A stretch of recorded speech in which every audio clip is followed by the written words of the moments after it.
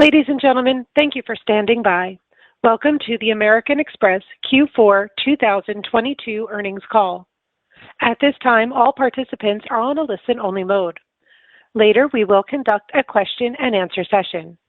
If you wish to ask a question, please press star, then one on your touch-tone phone. You will hear a tone indicating you have been placed in queue. You may remove yourself from the queue at any time by pressing star, then two. If you are using a speakerphone, please pick up the handset before pressing the numbers. Should you require assistance during the call, please press star, then zero. As a reminder, today's call is being recorded. I would now like to turn the conference over to our host, Head of Investor Relations, Ms. Carrie Bernstein. Thank you. Please go ahead. Thank you, Donna, and thank you all for joining today's call. As a reminder, before we begin, today's discussion contains forward-looking statements about the company's future business and financial performance. These are based on management's current expectations and are subject to risks and uncertainties. Factors that could cause actual results to differ materially from these statements are included in today's presentation slides and in our reports on file with the SEC. The discussion today also contains non-GAAP financial measures.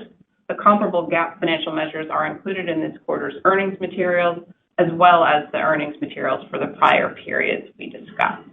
All of these are posted on our website at ir.americanexpress.com. We'll begin today with Steve Squeri, Chairman and CEO, who will start with some remarks about the company's progress and results. And then Jeff Campbell, Chief Financial Officer, will provide a more detailed review of our financial performance.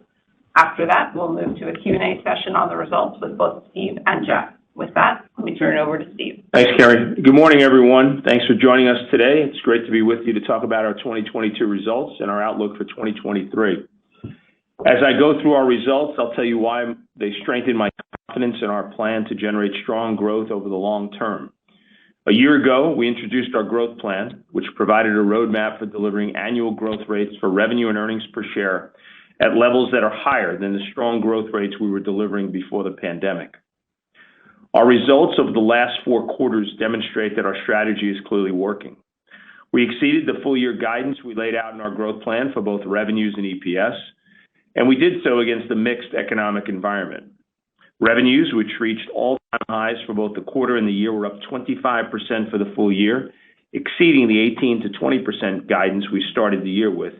And earnings per share of $9.85 was well above our guidance of $9.25 to $9.65. The momentum we saw through the year in card member spending, engagement, and retention continued in the fourth quarter. Fourth quarter billed business reached a record quarterly high of $357 billion and was up 25% for the full year, demonstrating our continued ability to acquire, engage, and retain high-spending premium card members. Customer retention and satisfaction remained very strong.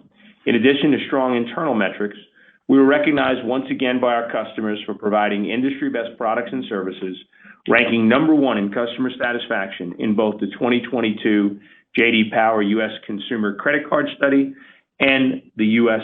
Small Business Card Study. The investments we've made in our value propositions continue to attract large numbers of new premium customers. We acquired 3 million new card members in the fourth quarter, even as we increased our already high credit thresholds through the year.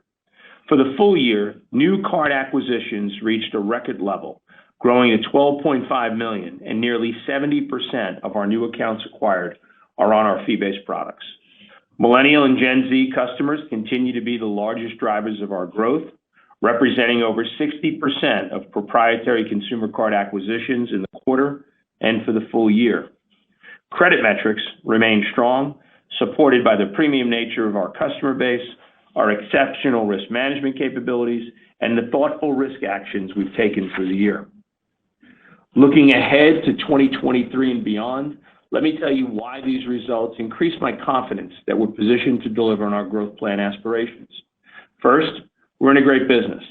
We operate in the most attractive segments and geographies of the fast-growing payment space, as highlighted by our leadership positions with premium consumers, including millennials and Gen Zers, small and medium-sized businesses, as well as serving the largest corporations in the world.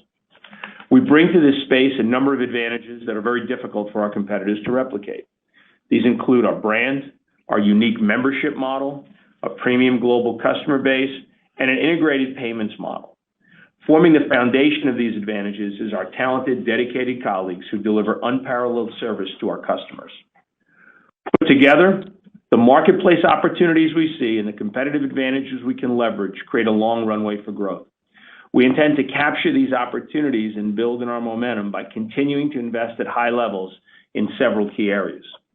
Continuously innovating our consumer and SME products, refining our powerful marketing and risk management engines, and capturing our fair share of lending.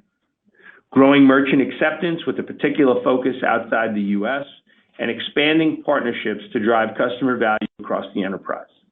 Continuing to introduce new digital capabilities that deliver seamless, intuitive customer experiences in their channels of choice, and expanding into adjacencies that reinforce our core, such as new lifestyle and financial services for consumers and SMEs, which adds more value to our membership model. All this investment happens while continually focused on gaining efficiencies in our marketing and operating expenses. As we've demonstrated consistently over the past 2 years, executing this investment strategy builds scale, which fuels a virtuous cycle of growth that starts with a high-spending, highly engaged premium customer base. These premium customers attract a growing network of merchants and partners who add more value to our membership model, which in turn enables us to attract more premium customers who attract more merchants and partners, which creates more scale. This scale enables us to generate more investment and operating efficiencies in our membership model, making it more difficult for our competitors to catch up. So what does this mean for 2023? Our plan for this year is built on continuing our investment strategy in the areas I mentioned, while factoring in the blue chip economic consensus for slowing macroeconomic growth. And as always, we have plans in place to pivot should the economic environment change dramatically. This translates into 2023 guidance consistent with what we originally laid out in our growth plan last year. Specifically, we expect revenue growth of 15 to 17%, which is higher than our long-term growth plan aspirations, and EPS of $11 to $11.40. In addition, we plan to increase our quarterly dividend on common shares outstanding to 60 cents a share, up from 52 cents, beginning with the first quarter 2023 dividend declaration. To sum up, our 2022 performance shows that our strategy is working, and based on our performance to date and what we see for 2023, I'm even more confident in our ability to achieve our aspirations for double-digit annual revenue growth and mid-teens EPS growth in 2024 and beyond. I'll now turn it over to Jeff to provide more detail about our performance. As always, we'll have a Q&A session after Jeff's remarks. Well, thank you, Steve, and good morning, everyone. It's good to be here to talk about our 22 results, which reflect steady progress against our multi-year growth plan that we announced last January, and also to talk about what our 2022 results mean for 2023. I'll also spend some of our time this morning focusing on our full-year trends, since it is year-end, and since looking at our business on an annual basis is more in sync with how we actually run the company. Starting with our summary financials on slide 2, full-year revenues reached an all-time high of $52.9 billion, up 27% on an FX-adjusted basis. Notably, our fourth quarter revenues of $14.1 billion also reached a record high for the third straight quarter and grew 19% on an FX-adjusted basis. This revenue momentum drove reported full-year net income of $7.5 billion and earnings per share of $9.85. For the quarter, we reported net income of $1.6 billion and earnings per share of $2.07, which did include a $234 million impact from our net losses in our Amex Ventures strategic investment portfolio. As I've said throughout the year, year-over-year comparisons of net income have been challenging due to the sizable credit reserve releases we had in 2021. Because of these prior year reserve releases, we have also included pre-tax, pre-provision income as a supplemental disclosure again this quarter. On this basis, pre-tax, pre-provision income was $11.8 billion for the full year and $2.9 billion in the fourth quarter, up 27% and 23% respectively versus the prior year, reflecting the growth momentum in our underlying earnings. So now let's get into a more detailed look at our results, beginning with volumes. Starting on slide 3, we saw good quarter-over-quarter growth in volumes. I would note that we reached record levels of spending on our network in both the fourth quarter and full year 2022. Total network volumes in billed business were up 16% and 15% year-over-year in the fourth quarter, and 24% and 25% for the full year, all on an FX-adjusted basis. Now, of course, growth rates for quarters earlier in the year included more of a recovery on the lower levels of volumes in 2021, and we are now to the point where we have lapped the majority of this recovery. We are pleased with this growth and the fact that it is being driven across customer types and geographies. On slides 4 through 7, we've given you a variety of views across our U.S. Consumer Services, Commercial Services, and International Card Services segments, and the various customer types within each.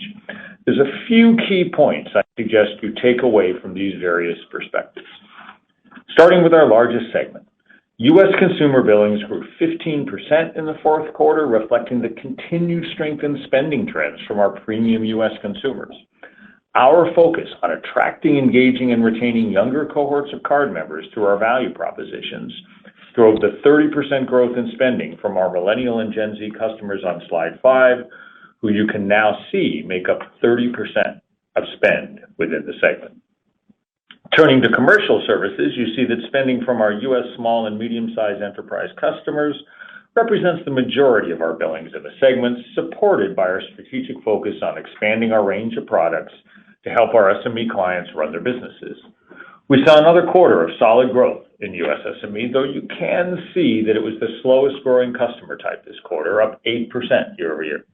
As you heard Steve talk about a bit last month at an investor conference, our SMEs have recently started to slow down spending in certain categories, such as digital advertising, so we continue to monitor spending trends.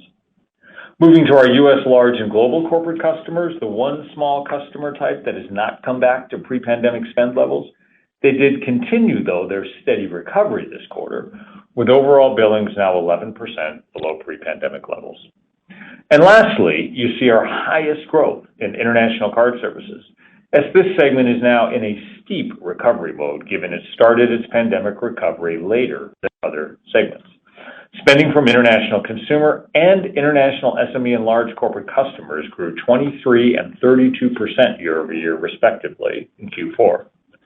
Across all customer types, T&E spending momentum remained particularly strong in the fourth quarter, while we also saw nice sequential growth in the amount of goods and services spending versus last quarter, though there were a few pockets that slowed, such as the digital advertising spend in SME that I mentioned earlier. So, what do all of these takeaways mean for 2023? At this point, on a dollar basis, most of our spending categories have fully recovered. So I would expect more stable growth rates this year across spending categories, with the exception that year-over-year growth rates for T&E spending will likely be elevated in Q1 as we lap the impact of Omicron from the prior year. Importantly, all of the things that Steve just talked about that make up the strategy underlying our growth plan have created a foundation for sustainable growth rates greater than what we were seeing pre-pandemic. Now, moving on to loans and card member receivables, on slide 8, we saw year-over-year growth of 24% in our loan balances, as well as good sequential growth. This loan growth is now exceeding our spend growth as customers steadily rebuild their balances. Given that volumes, of course, have now lapped their steep phase of recovery, we do expect the growth rate of our loan balances to moderate as we progress through 2023, but to remain elevated versus pre-pandemic levels. The interest-bearing portion of our loan balances, which surpassed 2019 levels last quarter, also continues to consistently rebuild, with over 70% of year-over-year growth in the U.S. coming from our existing customers, which is about 10 percentage points more than what we saw in the years leading up to the pandemic. As you then turn to credit and provision on slides 9 through 11, the high credit quality of our customer base continues to show through in our strong credit performance. Card member loans and receivables, write-off and delinquency rates remain below pre-pandemic levels, so they did continue to tick up this quarter as we expected, which you can see on slide 9. Going forward, we expect delinquency and write-off rates to continue to move up over time, but to remain below pre-pandemic levels in 2023 for card member loans. Turning now to the accounting for this credit performance on slide 10. Since it is year-end, and because the pandemic has clearly impacted the timing of quarterly reserve build and release adjustments across the industry, I think it's helpful to look at our full-year provision results. Full-year 2022 provision expense was $2.2 billion, which included a $617 million reserve build, primarily driven by loan growth, the continued steady and expected increase in delinquency rates, and changes in the macroeconomic outlook as the year progressed. The $2.2 billion number is, of course, still unusually low by historical standards relative to the size of our loan balances and card member receivables. Of the full year $617 million reserve build, we saw $492 million of it in the fourth quarter. Since earlier this year, we were still releasing a significant amount of the credit reserves we had built to capture the uncertainty of the pandemic. At this point, we no longer have any of these pandemic-driven reserves remaining on our balance sheet. Moving to reserves on slide 11, you can see that we ended 2022 with $4 billion of reserves, representing 2.4% of our total loans and card member receivables. This reserve rate is about 50 basis points below the levels we had pre-pandemic, or day one CECL, reflecting the continued premiumization of our portfolio and the strong credit performance we have seen. We view this consolidated reserve rate as more comparable to day one CECL than the individual loans and receivables rates, because as we talked a bit last quarter, our charge products in many instances now have some embedded lending functionality. We expect this reserve rate to increase a bit as we move through 2023, but to remain below pre-pandemic levels. Taking all of this into account, in 2023, you should expect to see provision expense move back towards more of a steady state relative to the size of our loan balances and card member receivables for the first time since we adopted CECL in early 2020. Given the combination of our strong loan growth and the unusually low level by historical standards of provision expense in 2022, I would expect a significant year-over-year increase in provision expense. Moving next to revenue on slide 12, total revenues were up 17% year-over-year in the fourth quarter and up 25% for the full year. This is well above our original expectations, driven by the successful execution of our strategy, and is part of what strengthens our confidence in our long-term aspirations.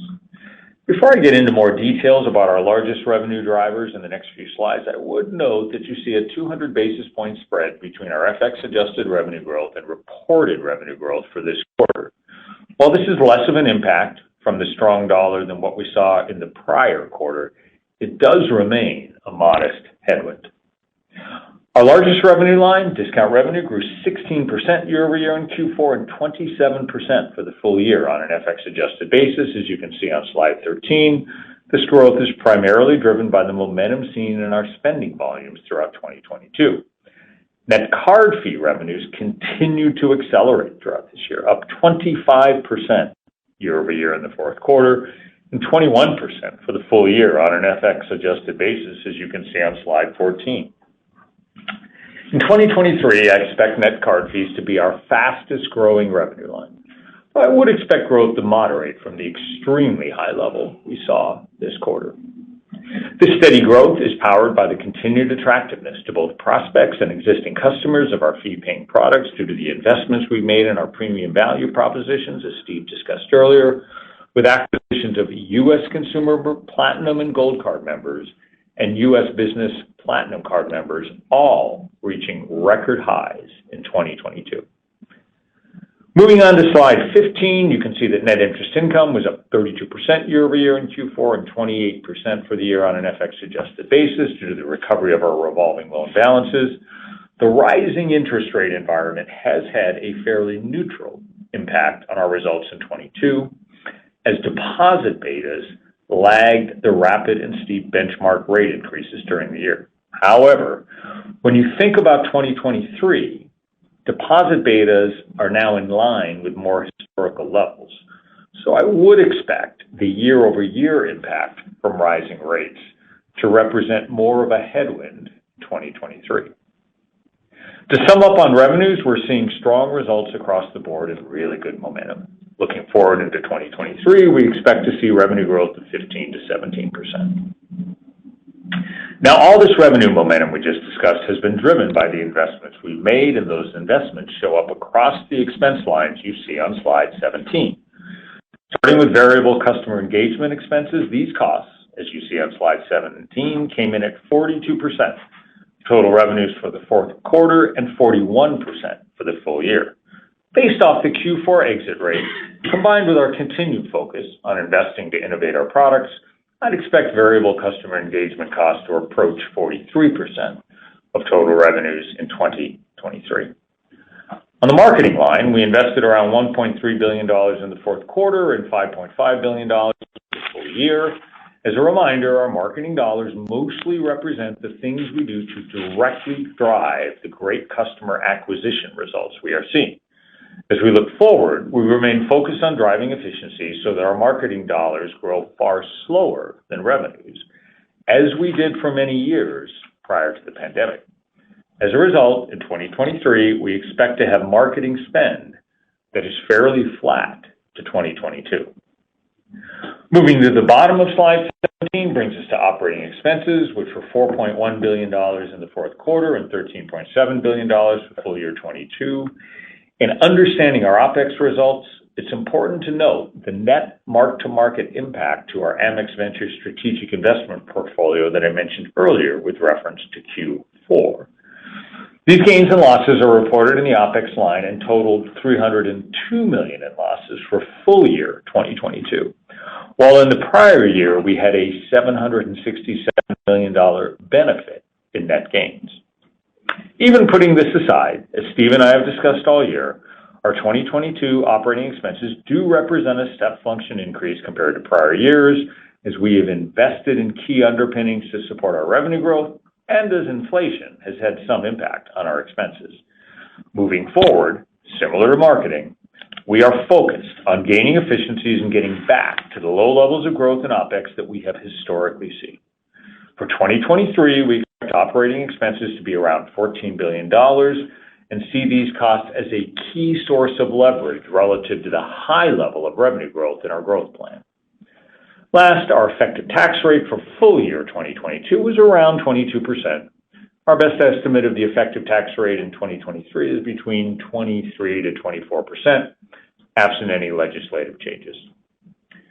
Turning next to capital, on slide 18, we returned $4.9 billion in capital to our shareholders in 2022, including $1 billion in the fourth quarter, with $639 million in common stock repurchases and $389 million in common stock dividends, all on the back of strong earnings generation. We ended the year with our CET1 ratio at 10.3%, within our target range of 10 to 11%. In Q1 23, as Steve discussed, we do expect to increase our dividend by 15% to 60 cents per quarter, consistent with our approach of growing our dividend in line with earnings and our 20 to 25% target payout ratio. We'll continue to return to shareholders the excess capital we generate while supporting our balance sheet growth going forward.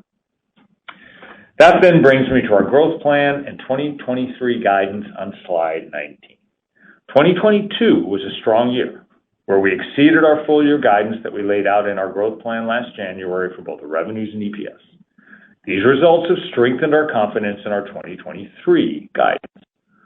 First and most importantly, we expect the strategies that Steve laid out earlier to deliver continued high levels of revenue growth, leading to our revenue growth guidance for 2023 of 15 to 17% and setting us up well for 2024 and beyond. As you think about the drivers of EPS growth in 2023, first, we expect to return to the low levels of growth we have historically driven in our marketing and operating expenses, producing some nice leverage.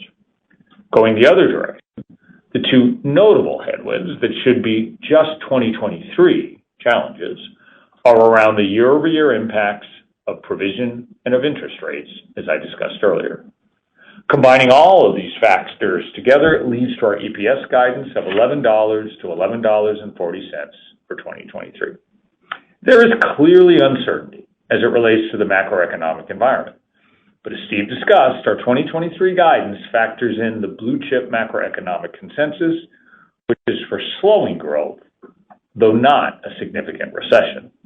I'd also say that our guidance is based on what we are actually seeing in terms of behaviors from our customers around the globe. And of course, it reflects what we know today about the regulatory and competitive environment. We feel good about the momentum we see in our business and in any environment, remain committed to running the company with a focus on achieving our aspiration of sustainably delivering revenue growth in excess of 10% and mid-teens EPS growth in 2024 and beyond as we get to a more steady state macro environment. And with that, I'll turn the call back over to Carrie to open up the call for your questions. Thank you, Jeff. Before we open up the lines for Q&A, I will ask those in the queue to please limit yourself to just one question. Thank you for your cooperation. And with that, the operator will now open up the line for questions. Operator? Ladies and gentlemen, if you wish to ask a question, please press star, then 1 on your touch-tone phone. You'll hear a tone indicating that you've been placed in queue. You may remove yourself from the queue at any time by pressing star, then 2.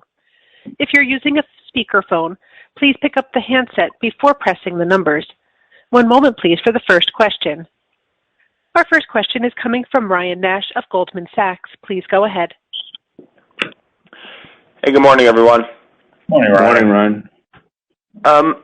So, Steve, maybe just to focus on the revenue growth. So obviously 15 to 17 is much better than the market was expecting, given macro concerns. And, there's obviously been a little bit of an uptick in white-collar unemployment. So can you maybe just talk high level about how you're able to put up this type of revenue growth in a somewhat weakening environment? Maybe just talk through some of the things that are idiosyncratic to Amex that Jeff just referenced at the end of the call that maybe the market isn't appreciating that should be big drivers of revenue growth in the year ahead. Thanks.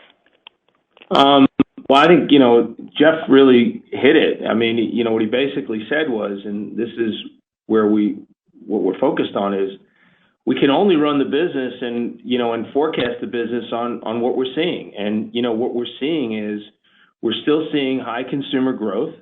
We're seeing, high consumer growth in international. We talked about some moderation in small business. Corporate spending still has not come back. Jeff talked about T&E. But I think when you think about the model, I think what you have to get an appreciation for is, we're a small segment of the overall U.S. population, and it's a premium customer base. And, that premium customer base, while not immune to economic downturns, certainly, right now is spending on through. And so, the other thing that we've been doing is, we're constantly, tightening up, the card members that we're acquiring. I mean, look, the card member base we have today is, from a credit perspective, better than the card member base that we had, pre-pandemic. And, card members we're acquiring today are reaching a higher hurdle rate than ones we acquired just a year ago. And, because of the value, there is still a good pool of customers that are out there. As far as, overall white-collar unemployment, what I would say is, yeah, you've seen some headlines of individual companies that are, going through layoffs. But the one thing that I would say is I think it's really important to look at where these companies were pre-pandemic, and they're probably still at employment levels that are much higher than what they were pre-pandemic. And so there's a right sizing a little bit, but even with that right sizing, we still have unemployment rates under 4%. And so look, we look at unemployment, but it has not at this particular point in time had any impact on our card member base. I mean, again, keeping our write-offs at 0.8 and 0.6 is sort of not sustainable, and we're at 1.1, as Jeff said, it shows on the slides, and that will tick up a little bit over time, but that's just normal for the business. So I think what you have to really you have to look at is this is a premium card member base that appreciates premium products and is spending. And it is a small piece of the overall U.S. economy. And, we've talked about the economy being bifurcated, and there's probably no better example of what we have here. The other thing that I would say, and when you think about revenue growth, unlike our competitors, we have a three-legged revenue stool here, right? You've got fees that we get from merchants. You have card fees. Card fees were 25% growth in the fourth quarter. And while that's a high number, we certainly expect double-digit card fee growth to continue. And then you have, obviously, which is a smaller portion of our business, we have obviously interest revenue as well. So when we look at the card members we're acquiring, we're really looking at acquiring revenue across those three components. And the other thing that I'd point you to is 70% of the cards that we acquire are paying fees. So that's how we come up with 15 to 17%. Thank you. The next question is coming from Sanjay Sakhrani of KBW. Please go ahead. Thanks. Good morning. Guess I had a revenue question as well. Jeff, could you maybe just disaggregate the building blocks of the revenue growth? I know you mentioned a couple of things in terms of the trends on fees and NII. I'm just looking at discount revenue and the year-over-year change in growth, and that sort of decelerated a little bit more than I had anticipated. I guess, does that slow down? Maybe some help there would be helpful. Yeah, I think, Sanjay, the building blocks are pretty straightforward. And, of course, as Steve just pointed out, in our model, you always have to start with spending, right? Because that's what drives our model, not lending. And I think probably the important words that I would pick out of some of the things Steve and I have just said is, for most of our spending categories, if you think about what's important in terms of dollars, we really have hit a recovery point. And so as we look at the Q4 rates, I actually see those exit rates as approaching pretty stable levels for what we think, given the tremendous success we're having in bringing new customers into the franchise. Because as you know, Sanjay, that is a key aspect of what drives our growth. I actually see those rates being fairly stable going forward. So that's what drives, first, really strong discount revenue growth. Our card fee growth, as Steve just mentioned, is super sustainable. I just remind everyone, that is the one line item that grew double digits right through all the ups and downs of the pandemic. And gosh, our latest figures that Steve just gave you, 70% of our card members on fee-paying products this quarter. We have a long ways to go to keep growing net card fees. And then, look, it's the third leg of the stool. It's only 19-20% of our revenues, but net interest income matters. And we are still in a rebuilding mode of balances. Certainly that process has now begun in earnest, and that's why you saw our loans grow a little faster than volumes this quarter. So, I don't expect to see quite as high a rate next year as you saw in Q4, but it's still above in 2023, I would say, the stable level, and still above where we were pre-pandemic because of that rebuilding process. So you put all that together with the comments that you've now heard both Steve and I make, which is, look, we got to run the business based on what we see with our customers who are premium consumers, select segments of small businesses and the largest companies in the world, and that's where you get to the 15 to 17% revenue growth. Thank you. The next question is coming from Betsy Graseck of Morgan Stanley. Please go ahead. Hi, good morning. Good morning.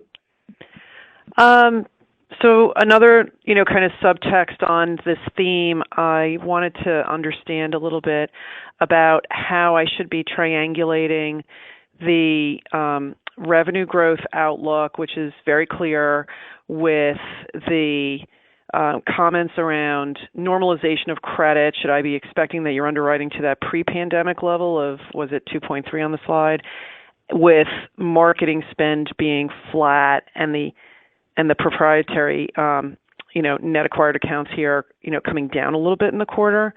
So when I see all that, I'm thinking that your, bubble of account acquisitions, is through, I suppose, and you don't need that marketing dollars to drive that incremental rev growth at the same time as, you're underwriting to a group, a credit pool that's similar to pre-pandemic. So we should have that, NCO trajectory move back up towards pre-pandemic, or is there something, that I'm missing in pulling that all together? Thanks.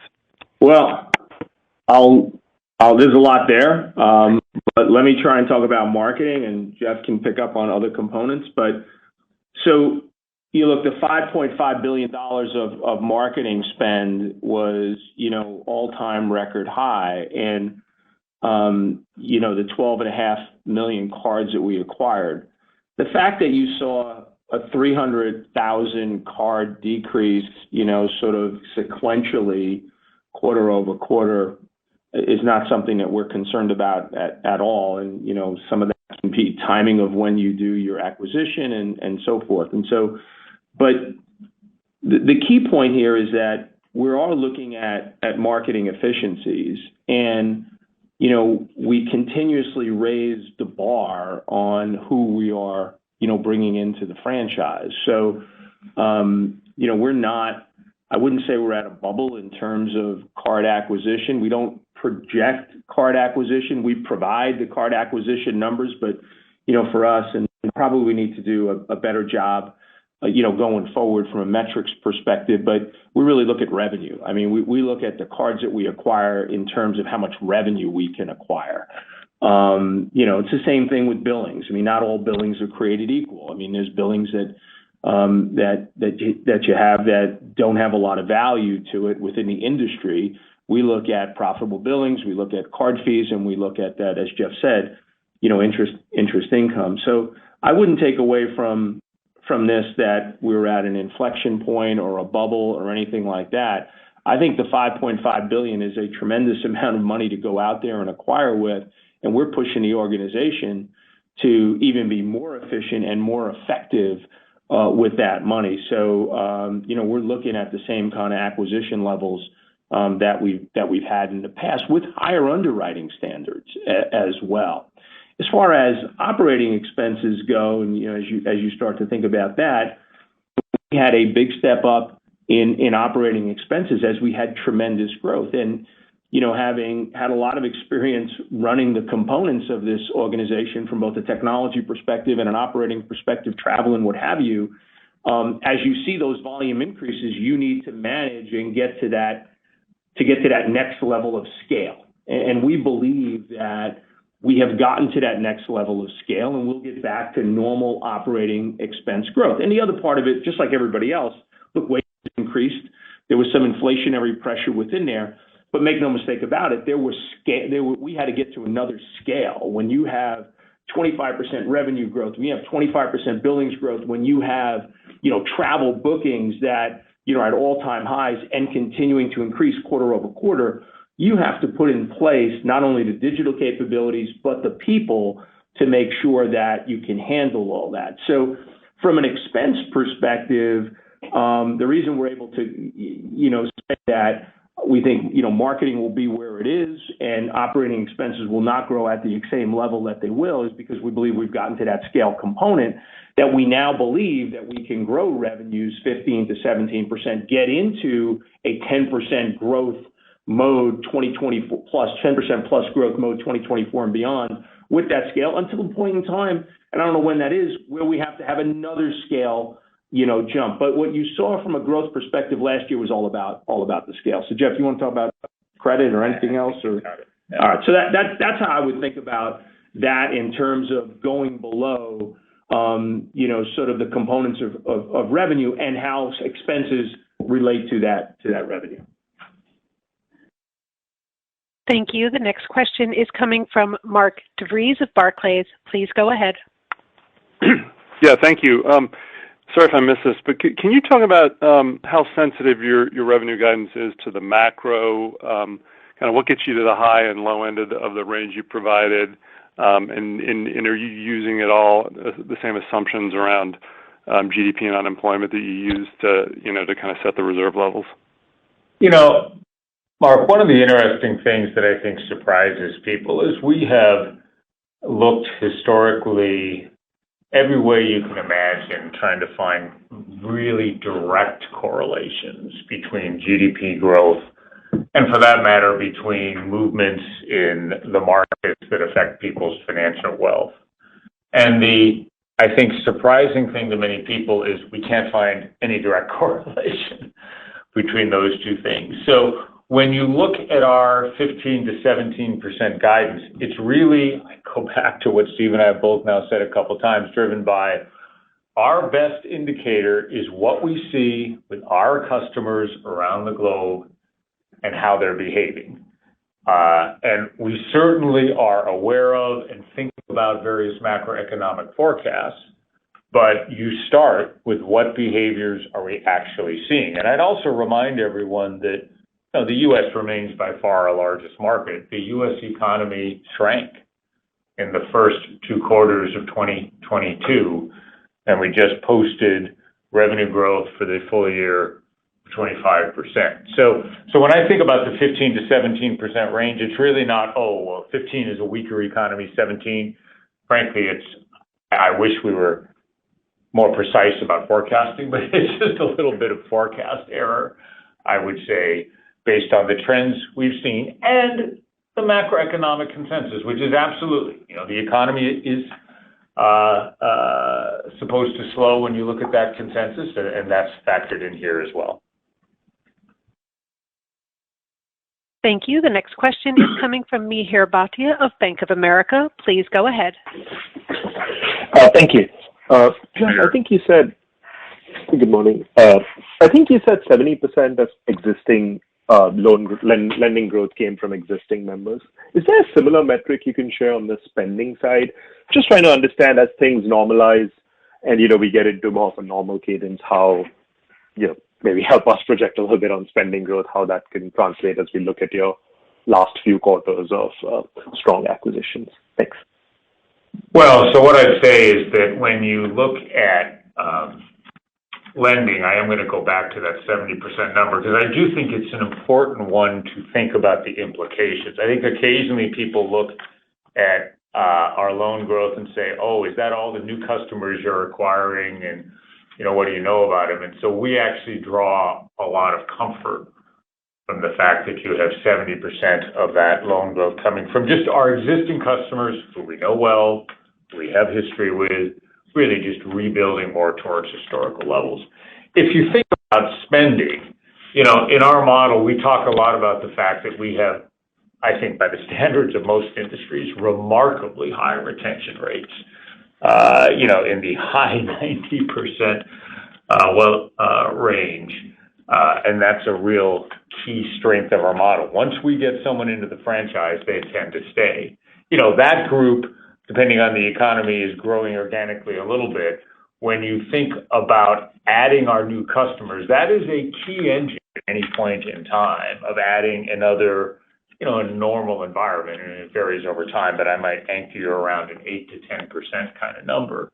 So it's a mixture of super low retention, what we're doing to spur more spending by our existing customers, and that steady flow of new customers. And so, one of the things, again, that Steve and I have both just talked about, because I think people seem a little surprised, Steve, by the 15 to 17%, is a key driver of why we're comfortable with that is our tremendous success over the last year and in the first weeks of 2023 at bringing great new customers into the franchise. Yeah, and the other thing I would say is, and I said this in my remarks, this virtuous cycle that we talk about, the more card members we bring in, the more, merchant and partner offers that we can get. And so, the increased engagement from existing cardholders is a really important driver of growth. So that the membership model is, we just don't bring our card members in and sort of watch them, hope they grow. We bring our card members in and we want to work with them to grow.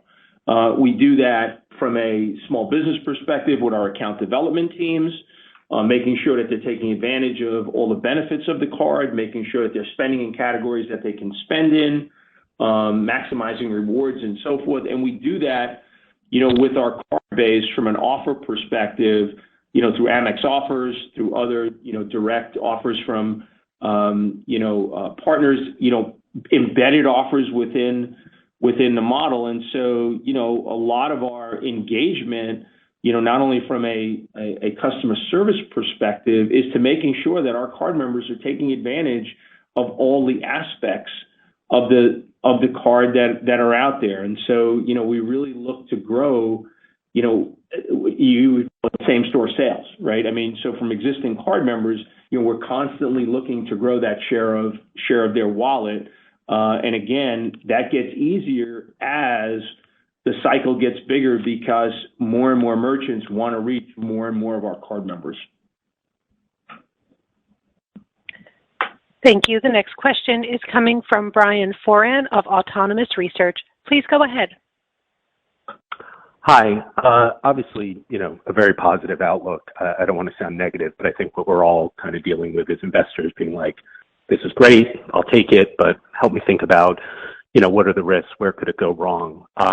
So maybe one question and one follow-up along the same theme.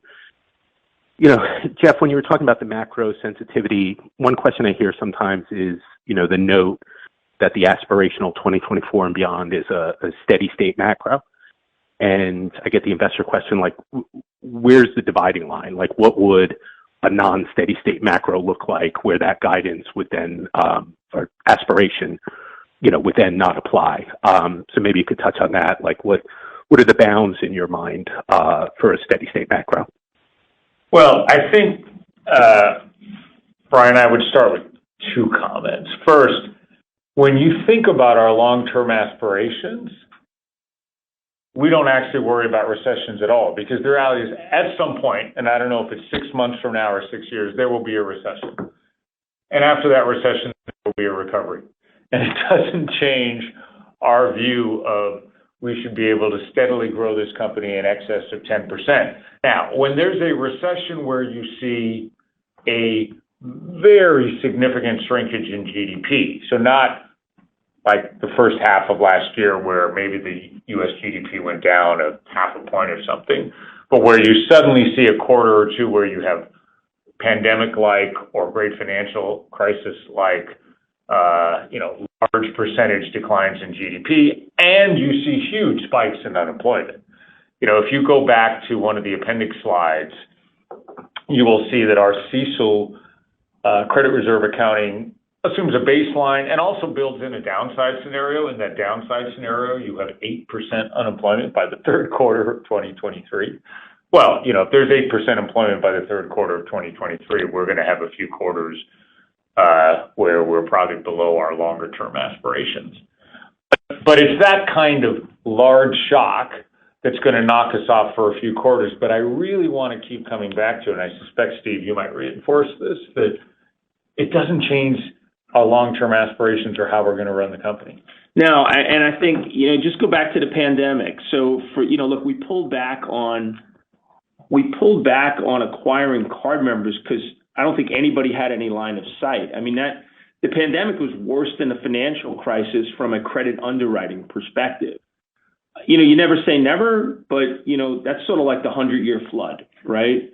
And so, my perspective is, we'll still acquire in that kind of scenario. And remember, everything we acquire today, we acquire through the cycle, but what we would do is move the credit criteria even further up. But what we would do, again, is we would engage with our card members. I think one of the most successful things that we did during the pandemic was retaining those cardholders, whether it was through financial relief programs that got them through the hump for a couple of months, for 6 months, whatever it was, or engaging them to spend in other areas and to stick with us. So, the reality is that, if we were running this business quarter to quarter, which we don't, you would pull back. But the reality is, as Jeff said, after every recession, there's a recovery. And the last thing you want to do is retrench in such a way that you're not going to be able to take advantage of the recovery. And that retrenchment, looks like, layoffs that don't make sense and, pulling back on marketing and trying to hit an EPS number for a quarter or for a year that, is irrelevant. What's relevant is for a 172-year-old company to continue to grow over the medium and long term. And the way you do that is you invest judiciously and you invest smartly. And in times when things are bad, you invest in your infrastructure, you invest in your people, because you're going to need great people through when a recession is over, and your infrastructure is going to need to do that. And where companies make mistakes is let go of great people and also do not invest in those things they're going to need 6 to 9 months from now when the recession is over. So, we may have a moment in time, as Jeff said, it could be 6 months, it could be 6 years, but there will be a time when we don't make that, but there will be a time when we exceed that. And that's why we say, our long-term aspiration is for 10%, 10% plus growth in revenue. And, we feel we're on our way to that. Thank you. The next question is coming from Rick Shane of JP Morgan. Please go ahead. Thanks for taking my question. Look, when we look at slide 5, it's really interesting in terms of the contribution and the significant growth from millennials and Gen Z. You guys have been really successful there, and we've seen that progress over time. I'm curious, given that the millennial Gen Z growth in the last year was basically 5x, 4 to 5x other cohorts, and the significant loan growth. If we looked at this distribution by age cohort, not for build business, but by portfolio in terms of borrowings, what the distribution would it look like? Would millennials over-index versus the peers? Well, the short answer, Rick, is no. When you think about the behavior of the millennials and Gen Zs, there are a few distinguishing features, and we've talked about these. They tend to be more digitally engaged. They tend to be more engaged with the overall value proposition, which we actually see as a good thing. Because of that, they often will engage more quickly when they get a new product. But I'd also remind you of the other stat we've talked about this morning, which is 70% of our growth in loans right now is coming from existing customers. So as we add a lot of these millennials there, that segment is still not adding as much to the loan growth because of the rebuild imbalances by your existing customers. So while the behaviors of the younger card members are on average similar to the older card members when you think about borrowing, just sort of the math here, because you got this rebuilding effect, which say that they're not driving that big a portion of our loan growth. Yeah, and we tend to get a higher share of their wallets, but they do have lower spending. And the great part about millennials and Gen Zs is that and depending on where you are in millennial, some millennials are 40 now, so they're in a different thing. But the reality is the lifetime value of these cardholders is going to be significantly more than the lifetime value of acquiring a boomer or acquiring a Gen Xer right now, and that's very attractive as well. And if you look again, Rick, on page 5, you'll see that it's 30% of the build business growth. On the other hand, the boomer growth is only 6%, and and some of those have been leery to go back traveling still. So we'd also expect that to go up.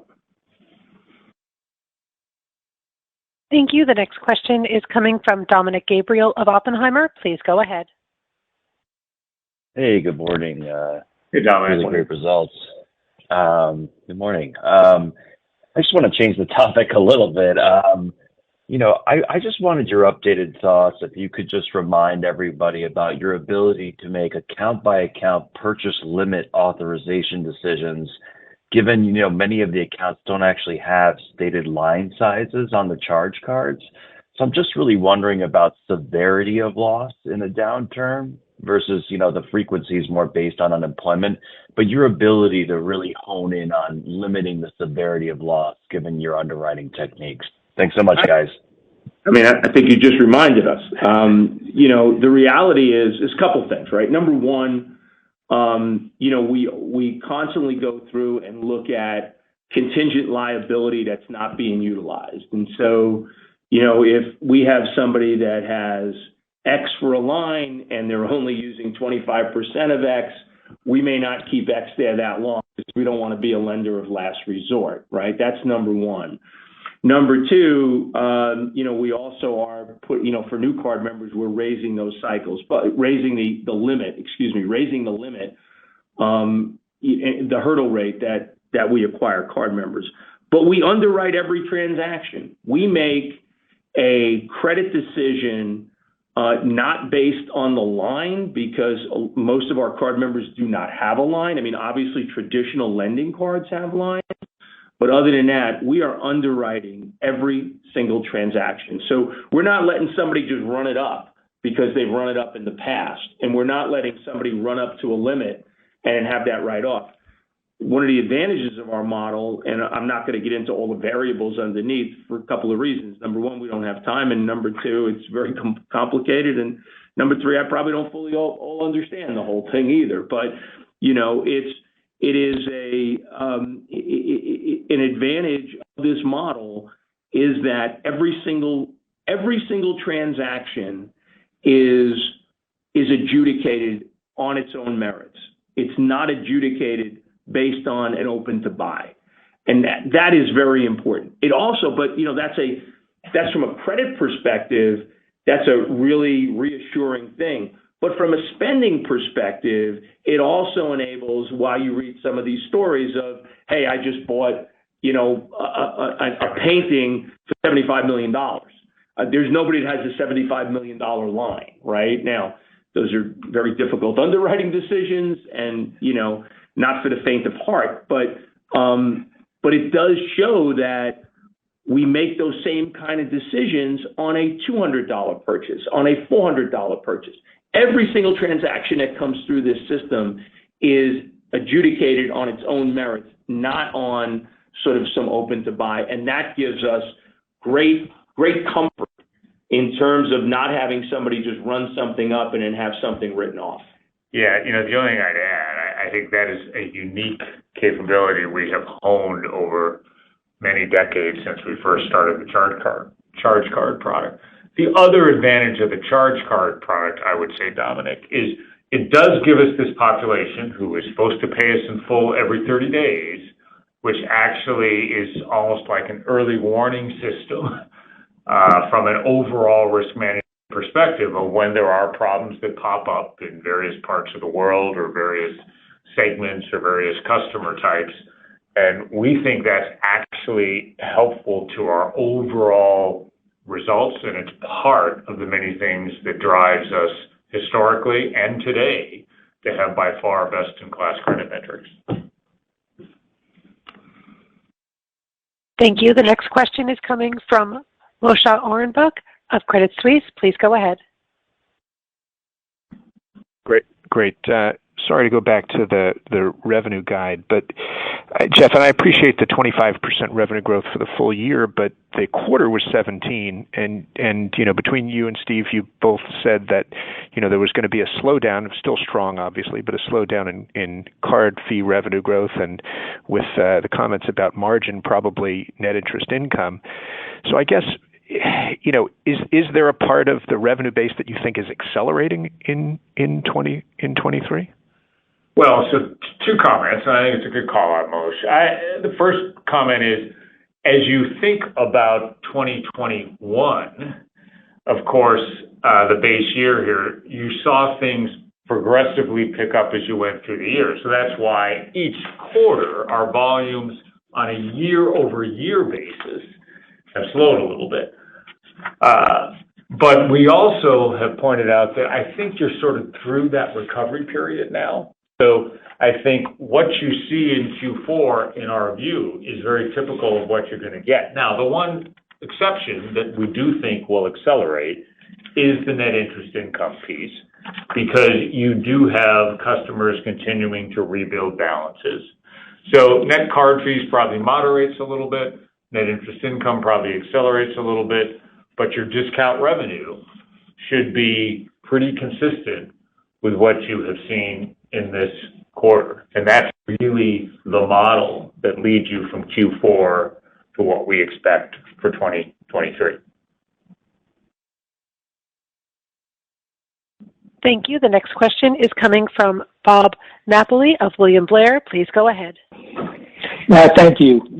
Maybe some topics that haven't been touched on yet. And Steve, you called out investment in services and adjacencies, I'd say, and also the international piece, expanding your merchant acceptance there. So just any call outs on adjacencies, the B2B payments, and how that contributes to your long-term strategy. And then international, I seem to recall Japan being an important market for you. You saw some good growth internationally. Japan reopened, China's reopening. Is there acceleration potential in international in 2023?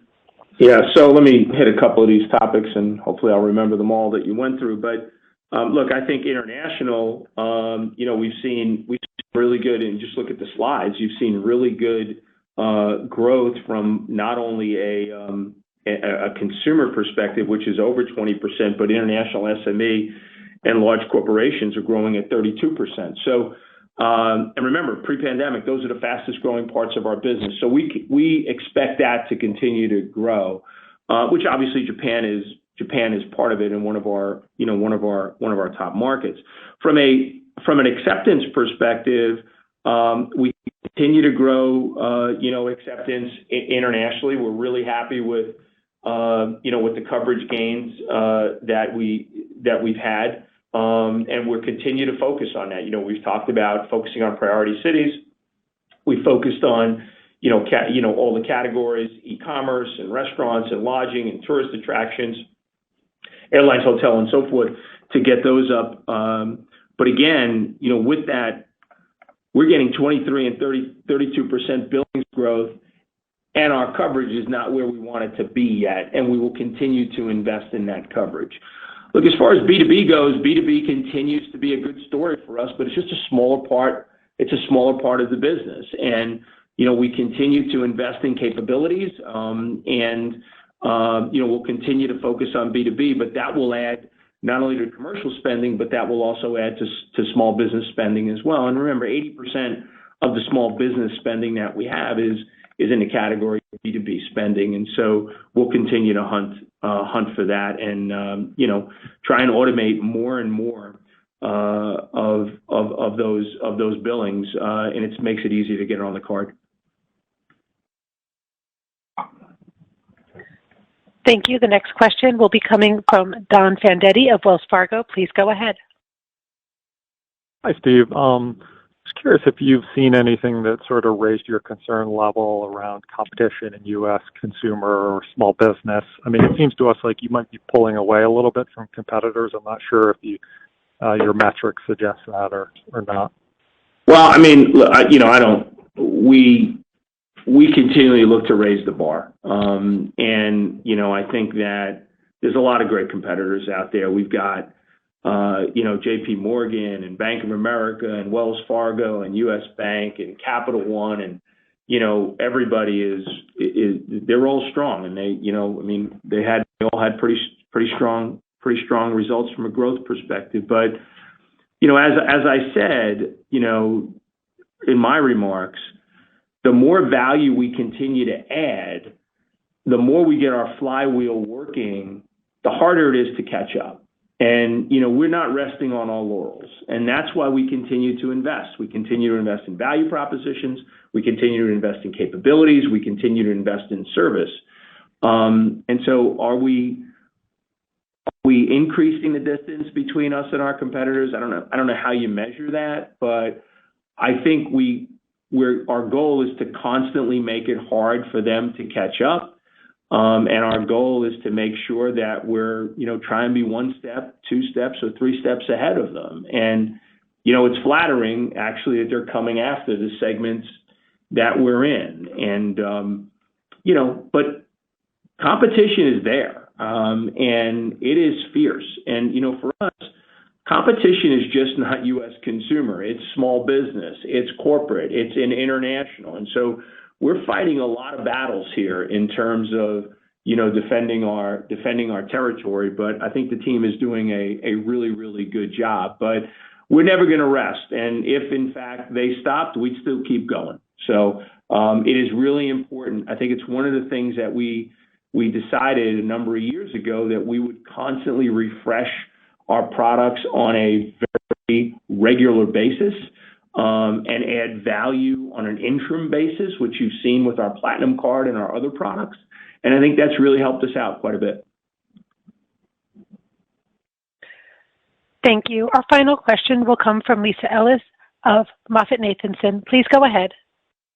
Terrific. Thank you. Thanks for squeezing me in. I had a question about international. The 26% billed business growth in international really caught my eye because that figure is more than 2x what Visa and MasterCard's international credit growth was in the fourth quarter. And so I was hoping to just dig in a little bit into what, looking at your international business, is driving that and how sustainable it is. It looks like it's mostly driven by spending per card. The card growth isn't unusually high. So is there I'm trying to understand, is this a significant share gain going on? Is this acceptance that you're driving? Is this something unique about the geographic composition of the customer base? Can you just dig into that a little bit? Yeah, well, thank you. Yeah, so Lisa, I think it's look, pre-pandemic, we were pretty close to 20% anyway from an international perspective. And look, it's a smaller base than Visa, MasterCard, and it's a really high premium customer segment. And, and it's a segment that travels. It's a card base that travels quite a bit. So pre-pandemic, we were growing in that 20% range.